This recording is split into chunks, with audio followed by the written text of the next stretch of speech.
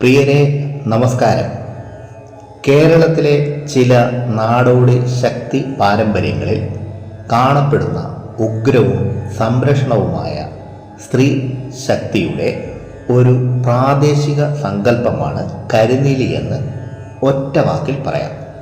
എന്നാൽ കരിനീലിയുടെ ഉത്ഭവം, രൂപം, ആരാധന, കാളിയുമായുള്ള ബന്ധം എന്നിവയെല്ലാം പ്രദേശവും പാരമ്പര്യവും അനുസരിച്ച് വ്യത്യാസപ്പെട്ടിരിക്കുന്നു. അതുകൊണ്ട് കരിനീലിയെക്കുറിച്ചുള്ള അറിവ് നേടുമ്പോൾ നമ്മുടെ നാട്ടിലെ കാവുകളുടെയും ക്ഷേത്രങ്ങളുടെയും ആചാരങ്ങളുടെയും പ്രാദേശിക പാരമ്പര്യങ്ങളുടെ ചരിത്രം കൂടി പഠിക്കേണ്ടതുണ്ട്. ഈ വീഡിയോയിൽ കള്ളിയങ്ങാട്ട് നീലിയും കരിനീലിയുമായി എന്തെങ്കിലും ബന്ധമുണ്ടോ, കരിങ്കുട്ടി ചാത്തൻ സ്വാമിയും കരിനീലിയുമായി എന്തെങ്കിലും ബന്ധമുണ്ടോ, ഭദ്രകാളിയുമായി കരിനീലിക്ക് എന്തെങ്കിലും ബന്ധമുണ്ടോ എന്നതിനെ പറ്റിയാണ് പറയാൻ പോകുന്നത്. ആദ്യം കള്ളിയങ്ങാട്ട് നീലിയും കല്ലടിക്കോടൻ കരിനീലിയും തമ്മിൽ ഏതെങ്കിലും രീതിയിൽ ബന്ധമുണ്ടോ എന്ന് പരിശോധിക്കാം. കേരളീയ ഐതിഹ്യങ്ങളിലും നാടോടി കഥകളിലും പ്രസിദ്ധമായ ഒരു യക്ഷിയാണ് കള്ളിയങ്ങാട്ട് നീലി. തെക്കൻ തിരുവിതാംകൂറിലെ പ്രത്യേകിച്ച് കന്യാകുമാരി, നാഗർകോവിൽ, പഞ്ചവൻകാട് എന്നിവിടങ്ങളിൽ വഴിപോക്കരെ വശീകരിച്ച് ചോര കുടിച്ച് കൊല്ലുന്ന ഭയാനകമായ ഒരു യക്ഷി സങ്കല്പമാണിത്.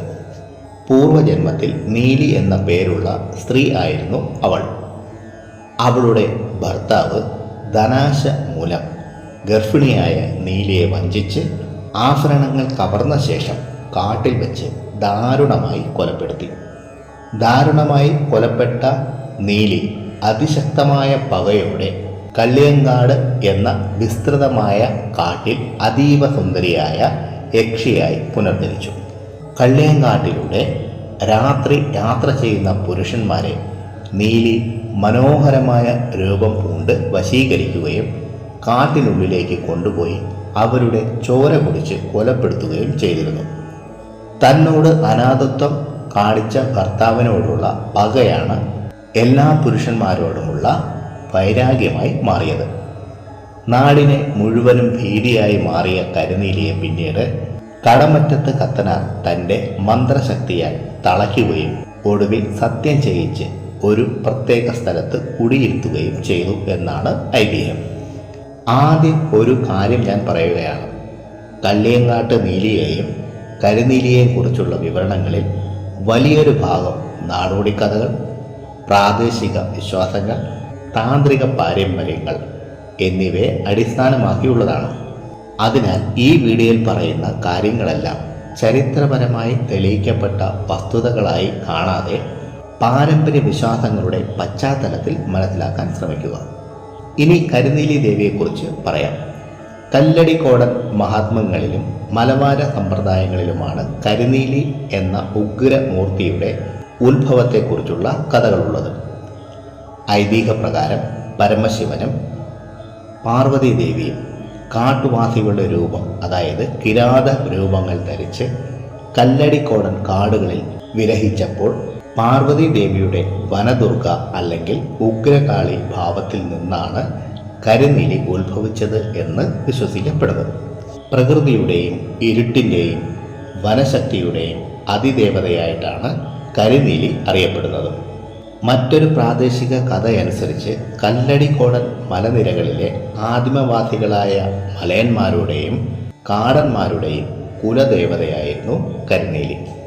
വന്യമൃഗങ്ങളെയും ശത്രുക്കളെയും പ്രതിരോധിക്കാൻ കരിനീലി എന്ന കാവൽ ദേവതയെ അവർ ആരാധിച്ചു പോന്നു. പിൽക്കാലത്ത് ദേവതയ്ക്ക് മാന്ത്രിക പരിവേഷം ലഭിക്കുകയും കല്ലടിക്കോടൻ വിദ്യകളുടെ അധിഷ്ഠാത്രിയായി മാറുകയും ചെയ്തു. കള്ളിയങ്ങാട്ട് നീലിയും കരിനീലിയും തമ്മിലുള്ള വ്യത്യാസങ്ങൾ ചുരുക്കത്തിൽ പറയാം. തെക്കൻ തിരുവിതാംകൂർ, അതായത് കന്യാകുമാരി, നാഗർകോവ്, അതുപോലെ പഞ്ചവൻകാട് എന്നിവിടങ്ങളിലാണ് കള്ളിയങ്ങാട്ട് നീലി ഉള്ളത്. എന്നാൽ കല്ലടിക്കോടൻ കരിനീലി ഉത്തര മലബാർ, പാലക്കാട്, അതായത് കല്ലടിക്കോടൻ മലനിരകളിലാണുള്ളത്. ഇവരുടെ സ്വഭാവം നോക്കിയാൽ കള്ളിയങ്ങാട്ട് നീലി വഴിപോക്കരെ വശീകരിച്ച് ചോര കുടിച്ചു കൊല്ലുന്ന ക്രൂരയായ യക്ഷി. കരിനീലി മാന്ത്രിക ശക്തിയുള്ള ഒരു ദേവത അഥവാ യക്ഷിഭാവം, ശക്തിയുടെയും വനദേവതയുടെയും പ്രതിരൂപം. അതായത് തെക്കൻ കേരളത്തിലെ ജനപ്രിയ ഭയപ്പെടുത്തുന്ന കഥകളിലെ യക്ഷിയാണ് കള്ളിയങ്ങാട്ട് നീലി. എന്നാൽ പാലക്കാട് കല്ലടിക്കോട് പ്രദേശങ്ങളിലെ ഉഗ്രമൂർത്തിയായ ദേവത അല്ലെങ്കിൽ മാന്ത്രിക സങ്കല്പമാണ് കരിനീലി ദേവി.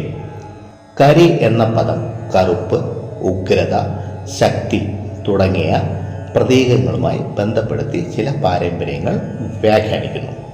അതുകൊണ്ട് കരിനീലിയെ ചിലർ ഉഗ്രശക്തിയുടെ പ്രതീകമായി കാണുന്നു. നീലി എന്നാൽ ശക്തിയുടെ രൂപം, കരിനീലി അതേ ശക്തിയുടെ ഉഗ്രരൂപം എന്ന രീതിയിലുള്ള വ്യാഖ്യാനവും കാണാം. അടുത്തത് കരിനീലിയും കരിങ്കുട്ടി ചാത്തനും തമ്മിലുള്ള ബന്ധം എന്താണെന്ന് നോക്കാം. കല്ലടിക്കോടൻ വനങ്ങളിൽ വസിക്കുന്ന ഉഗ്രമൂർത്തിയായ കരിനീലിയുടെ മകനാണ് കരിങ്കുട്ടി ചാത്തൻ സ്വാമി എന്നാണ് ഐതിഹ്യം. അതുപോലെ കല്ലടിക്കോടൻ കരിങ്കുട്ടി, കള്ളാടി മുത്തപ്പൻ, മാന്ത്രിക ശക്തിയുള്ള മറ്റ് ചാത്തന്മാർ എന്നിവരെല്ലാം കരിനീലിയുടെ മക്കൾ സ്ഥാനത്തുള്ളവരാണെന്നും പറയുന്നു. എന്താണ് കല്ലടിക്കോടൻ മാന്ത്രികത? മന്ത്രവാദത്തിലും ദുർമന്ത്രവാദത്തിലും ഏറ്റവും ശക്തിയായി കരുതപ്പെടുന്ന ഒന്നാണ് കല്ലടിക്കോടൻ വിദ്യ. ഈ വിദ്യകളുടെ അധിഷ്ഠാത്രി ദേവതയായി കരിനീലിയെയും അവളുടെ ആജ്ഞാനുവർത്തിയായി അല്ലെങ്കിൽ മകനായ ശക്തിയായി കരിങ്കുട്ടിച്ചാത്തനെയും ഉപാസിക്കാറുണ്ട്. ഈ രണ്ടുപേരും ഇരുണ്ട നിറത്തോടും ഭയാനകമായ ഭാവത്തോടു കൂടിയവരാണ്. വനമേഖലകളിലും കാടുകളിലുമാണ് ഇവരുടെ പ്രധാന വാസസ്ഥലമായി കരുതപ്പെടുന്നത്. ചുരുക്കത്തിൽ കള്ളിയങ്ങാട്ട് നീലിയെ പോലെ കേവലം വഴിപോക്കരെ വശീകരിക്കുന്ന ഒരു യക്ഷിയല്ല കരിനീലി, മറിച്ച് കരിങ്കുട്ടിച്ചാത്തൻ്റെ അമ്മയായ കല്ലടിക്കോടൻ മലനിരകളുടെ അധിപയായ ദേവതയാണ്. ഇനി ശ്രീ ഭദ്രകാളി ദേവിയും കരിനീലിയും തമ്മിൽ എന്തെങ്കിലും ബന്ധമുണ്ടോ എന്ന് പരിശോധിക്കാം. കരിനീലി ദേവിയും ഭദ്രകാളി ദേവിയും തമ്മിൽ ഉഗ്രമൂർത്തി സങ്കല്പത്തിലും മൂലശക്തിയിലും അഗാധമായ ബന്ധമുണ്ട്. ഭദ്രകാളി ദേവിയുടെ ഉഗ്രകോപത്തിൽ നിന്ന് രൂപപ്പെട്ട ഒരു അപൂർവ ഭാവമായാണ് കരിനീലിയെ കാണുന്നത്. വനങ്ങളിൽ കുടിയിരിക്കുന്ന ഉഗ്രശക്തി എന്ന നിലയിൽ ദേവിയുടെ വനദുർഗ അല്ലെങ്കിൽ കാളി സങ്കല്പത്തിൻ്റെ നാടോടി രൂപമാണ് കരിനീലി. ശ്രീ ഭദ്രകാളി ദേവി സർവചരാചരങ്ങളുടെയും സംഹാര സംരക്ഷണ മൂർത്തിയാണെങ്കിൽ വനാന്തരങ്ങളിലെയും മന്ത്രവാദത്തിലെയും പ്രത്യേകിച്ച് കല്ലടിക്കോടൻ സമ്പ്രദായത്തിൽ അധിഷ്ഠാത്രിയായി കരിനീലിയെ വന്ദിക്കുന്നു. ദുർമന്ത്രവാദങ്ങളെ അറുക്കാനും ശത്രുദോഷങ്ങൾ മാറ്റാനും ശ്രീ ഭദ്രകാളിയെയും ശ്രീ കരിനീലിയെയും ഒരുപോലെ ഉപാസിക്കാറുണ്ട്. കറുത്ത നിറം, അഴിച്ചിട്ട മുടി, കയ്യിൽ തൃശൂലം, തീപ്പന്തവും ഭയം ജനിപ്പിക്കുന്ന കണ്ണുകൾ എന്നിവ ഭദ്രകാളിയുടെയും കരിനീലിയുടെയും പ്രാദേശിക ചിത്രീകരണങ്ങളിൽ പൊതുവായി കാണാം. ചുരുക്കത്തിൽ വൈദിക ശാക്തേയ പാരമ്പര്യത്തിൽ ഭദ്രകാളി എന്ന മഹാദേവിയുടെ കള്ളിക്കോടൻ നാടോടി ശാഖയിലെ അതീവ ശക്തയായ ഭൈരവി അല്ലെങ്കിൽ വനകാളി രൂപമാണ് കരിനീലി. കരിനീലിയുടെ കഥകളെ ഒരു പ്രതീകമായി നോക്കുകയാണെങ്കിൽ അതിൽ ചില മനോഹരമായ ആശയങ്ങൾ കാണാം. ഒന്നാമത്തേത് ഭയത്തെ നേരിടുക, രണ്ടാമത്തേത് പ്രകൃതിയെ സംരക്ഷിക്കുക, മൂന്നാമത്തേത് അനീതിക്കെതിരെ നിലകൊള്ളുക, നാലാമത്തേത് സ്ത്രീശക്തിയെ ദൈവിക ശക്തിയായി കാണുക, അഞ്ചാമത്തേത് നമ്മുടെ പാരമ്പര്യങ്ങളെ പഠിക്കുക, അവയെ അന്ധമായി വിശ്വസിക്കാതിരിക്കുക. പ്രിയരെ, അടുത്ത അധ്യായത്തിൽ കരിനീലിയുടെ മന്ത്രം, ഗുരു, ഛന്ദസ്, ദേവത എന്നിവ ഉൾപ്പെടെ, അതുപോലെ കരിനീലി ദേവിയുടെ ധ്യാനമന്ത്രം, കരിനീലി ദേവിയെ ആരാധിക്കുന്നത് എങ്ങനെ, അതിനോടൊപ്പം കരിനീലി ദേവിയുടെ 7 രഹസ്യങ്ങൾ എന്തൊക്കെ എന്നതിനെപ്പറ്റി പറയാം.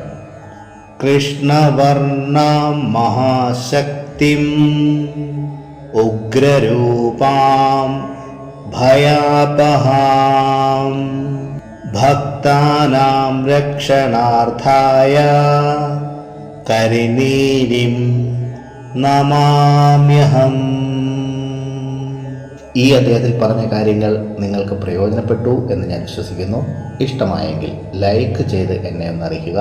നിങ്ങളുടെ ഇഷ്ടദേവൻ്റെ പേരൊന്ന് കമൻറ്റ് ബോക്സിൽ എഴുതുക. വേണ്ടപ്പെട്ടവർക്കായി ഷെയർ ചെയ്യുക. ഈ ചാനലിലെ പഴയ വീഡിയോകളും കാണുക.